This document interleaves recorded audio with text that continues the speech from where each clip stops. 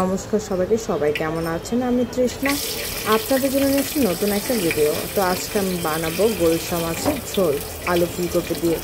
তো মাছটাকে লবণ হলুদ দিয়ে মেখে নিয়েছিলাম। মেখে নেওয়ার পর তেলটা গরম করে মাছগুলো খুব সুন্দর করে ভেজে নেব।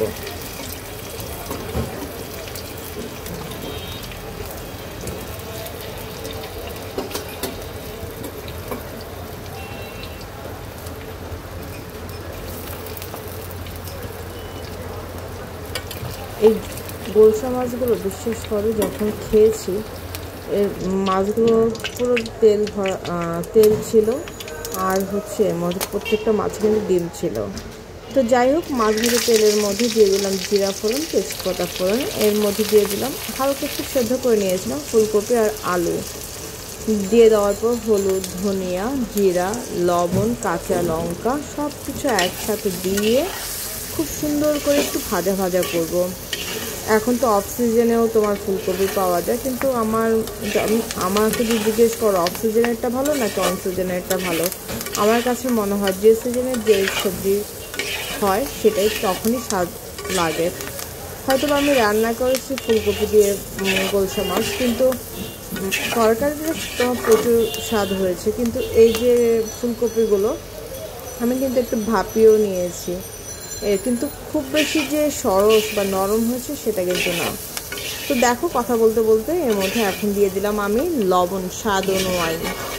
সব কিছু একসাথে সুন্দর করে মিক্স করে দেব। মিক্স হয়ে গেলে 2-1 মিনিট রাখার পর বলতে একটু হালকা ভাজা ভাজা হয়ে গেলে এর মধ্যে দিয়ে দেব আমি সামান্য পরিমাণ জলটা দেওয়ার পরে কিন্তু খুব সুন্দর করে কষাতে হবে, যে পর্যন্ত না তোমার জলটা না শুকাবে আর সাইড দিয়ে তেল যে পর্যন্ত না ছাড়বে ঠিক ওই পর্যন্ত আমি এটাকে সুন্দর করে কষাবো। তো সব কিছু একসাথে মিক্সড করে দিলাম। দেখো, জলটার সাথে মশলা সব কিছু একসাথে সুন্দর করে মিক্সড হয়ে গেছে। এখন আমি এটাকে ঢেকে খুব সুন্দর করে কম আঁচে এটাকে আমি এখন কষানো হয়ে গেছে। দেখো, এখন আমি দিয়ে দিলাম ঝোলের জলটা দেওয়া হয়ে যাওয়ার পরে আমি একটুখানি ওয়েট করব বলক আসা আগ পর্যন্ত।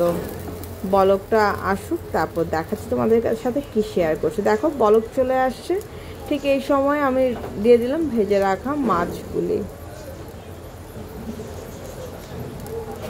আমি একটা একটা করে মাছ দিচ্ছি। আর তোমাদের কাছে একটা রিকোয়েস্ট, যদি আমার ভিডিওটি ভালো লেগে থাকে তো প্লিজ তোমার ফ্রেন্ড সার্কেল আত্মীয় স্বজনের মধ্যে কিন্তু শেয়ার করতে ভুলো না। পুরো ভিডিওটা দেখো প্লিজ, তোমাদের কাছে হাম্বেল রিকোয়েস্ট আমার কাছে, প্লিজ প্লিজ প্লিজ পুরো ভিডিওটা দেখো। তো মাছগুলো দিয়ে দেওয়ার পর আমি একটু হালকা আলতোভাবে মাছগুলো নেড়ে দিচ্ছি, ঝোলের সাথে যেন মাছের কম্বিনেশনটা সুন্দর হয়। তো যখন এটাকে আমি বলক 3 থেকে 4 মিনিট হয়ে যাবে, তখন এর মধ্যে দিয়ে দেব গরম মশলা বাটা। ফুলকপি তরকারি তো একটু গরম মশলা বাটা না দিলে ভালো লাগে না খেতে। তো গরম মশলাটা দেওয়ার পর খুব বেশি আর জাল করার দরকার নেই। এখন আমি এটাকে 2 থেকে 3 মিনিট জাল করে এটাকে নামিয়ে নেব। দেখো, আমার কিন্তু অলরেডি তরকারিটা হয়ে গেছে, খুব সুন্দর লাগছে। বিশেষ করে আমি যখন এই লবণটা চেক করেছি, একটু মুখে নিয়ে দেখলাম, দারুণ হয়েছে। ট্রাস্ট মি, একবার যারা এভাবে রান্না করনি করে দেখো, আমি সত্যি বলছি না, মিথ্যা বলছি। তো এই হচ্ছে আমার ফাইনাল লুক। কেমন হয়েছে সেটা কিন্তু অবশ্যই জানিও, আর আমার জন্য আশীর্বাদ করো মন ভরে প্লিজ। তোমরা পুরো ভিডিওটা দেখো, ঠিক আছে? আজকের জন্য এই পর্যন্ত। সবাই ভালো থেকো, সুস্থ থেকো, আমার জন্য আশীর্বাদ করো মন ভরে। So tata.